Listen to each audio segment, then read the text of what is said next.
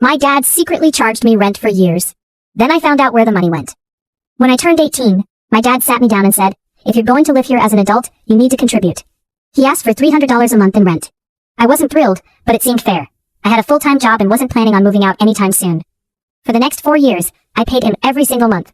Whenever my friends complained that their parents let them live for free, I'd joke that mine ran the house like a business. Eventually, I saved enough to buy my own place. On moving day, I thanked my parents for everything and started loading boxes into my truck. Before I left, my dad handed me a sealed envelope. He said, "Don't open it until you get home." I assumed it was a sentimental letter. When I finally opened it, there wasn't a letter.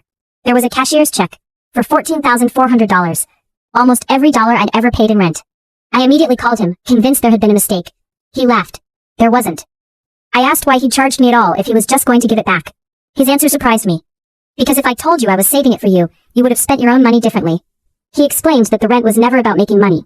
It was about teaching me how to budget, pay bills on time, and live below my means. Every payment had gone into a separate savings account. He hadn't touched a single cent. Even better, he'd added the interest himself, so the amount kept growing. I sat there staring at the check for nearly 10 minutes. All those years I'd quietly complained about paying rent. Turns out my dad had been helping me build the down payment for my first home. A few weeks later, I invited my parents over for dinner in my new house. Before dessert, I slid an envelope across the table to my dad. Inside was a framed copy of the first rent receipt he'd ever given me.